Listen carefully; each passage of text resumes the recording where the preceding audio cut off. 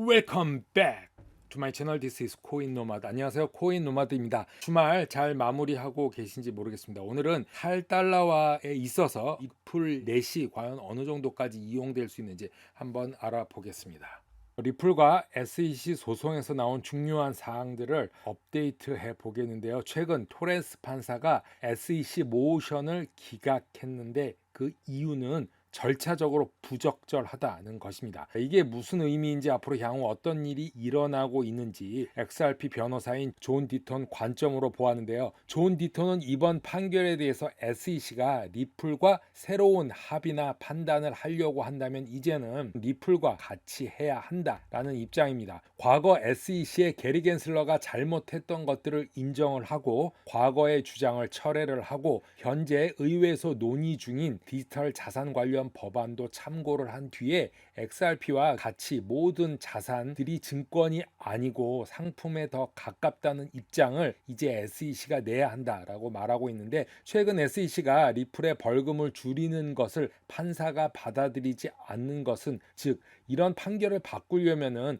리플의 XRP 판매가 어떤 문제가 있었는지, 현재 금지 명령이 리플 사업에 장애를 주는지 등 제대로 입증을 해야지 가능하다라고 말하고 있습니다. 과거와 지금이랑은 틀리다는 말인데, 또 다른 법률 전문가 프레드 리스폴리 변호사 또한 SEC가 내부적으로 명확한 가이드라인을 제시하지 못했음을 인정을 해야 되고, 커미셔들이 공식 성명을 포함해서 재작성된 문서를 제출해야 할 것이다 라고 말하고 있습니다. 이제 주먹구구식은 안 된다는 거죠. 리플과 SEC가 이런 준비를 마치는데 23주 정도 걸릴 수가 있고, 이후 판사가 판단하는데 또한 12주 정도 걸릴 수도 있다, 이런 의견을 내고 있습니다. 문제는 이러한 일들이 SEC 내부에서 일어나고 있는 이런 분열, SEC 커미셔너 캐롤라인 크랜쇼는 이번 합의 시도 자체가 투자자들에게 해가 될 수 있고 법원의 권한을 약화시킬 수 있다고 강하게 비판을 하고 있습니다. 현재 리플과 SEC는 나머지 금액을 돌려주는 방안에 대해 논의 중인데, 이마저도 내부 반발로 쉽지 않아 보입니다. 이 모든 과정을 지켜보면서 이것은 단순히 기업 간의 소송이 아니고 미국 규제 당국의 크립토를 어떻게 다룰지에 대한 방향성도 함께 봐야 한다라고 강조하고 있는 것입니다.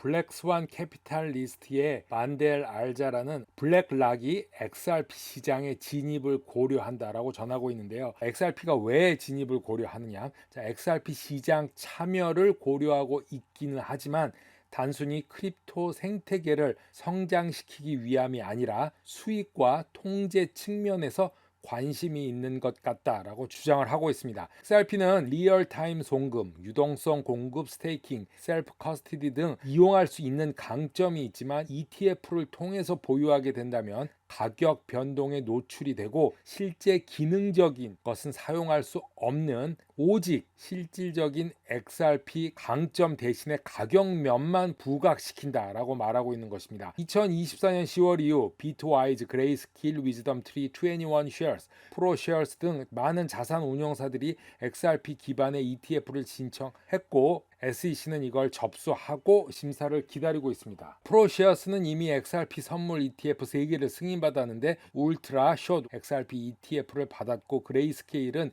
1,600만 달러 이상의 XRP 트러스트를 운영 중에 있습니다. 블랙락은 아직 공식적으로 XRP ETF를 신청하지 않았지만 비트코인과 이더리움 ETF에서 430억 달러 이상의 자금을 유치한 만큼 시장에서 XRP는 시간 문제라는 견해가 나오고 있습니다. 블랙락이 그레이스케일이나 비트와이즈에게 시장 주도권을 넘기진 않을 것이다, 이렇게 보고 있는 것이죠. 작년 7월에 XRP 자체가 증권이 아니라는 판결이 나왔고, 올해 SEC가 상소를 포기하면서 사실상 소송의 마무리가 됐음을 보여주고 있는데, 이것은 일단 제도적 불확실성이 크게 해소가 됐고, XRP ETF 신청에 대해서 공개 의견 수렴 절차에 돌입한 것으로 알려져 있습니다. 폴리마켓에 올해 안에 승인될 확률은 80%까지 높아진 상황인데, 향후 6개월 남은 시점에서 얼마 남지 않았다, 이렇게 보는 것입니다. XRP의 가치보다 가격만 따라가는 블랙락 같은 기관 통제하에 XRP가 놓이게 된다면 실사용 가치를 놓치는 것이 아니냐, 이러한 관점이 존재한다는 것이죠.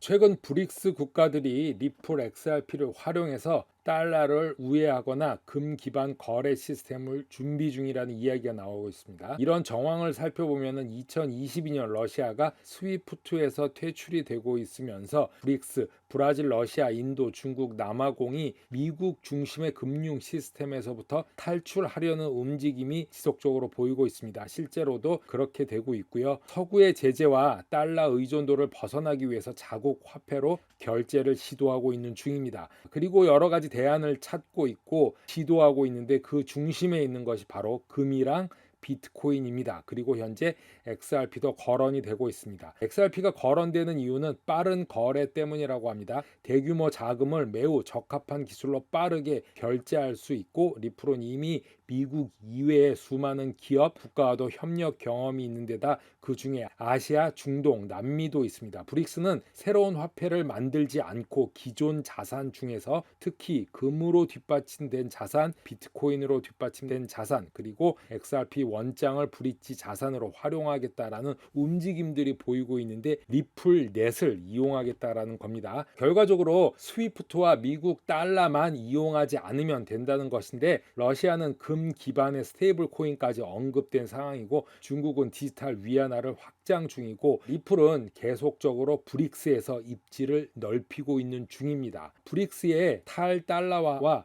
블록체인 기반의 국제 결제 시스템을 준비하고 있는 상황에서 바로 리플의 리플넷이 어느 정도까지 이용될 수 있는지 한번 지켜봐야 될 것 같습니다.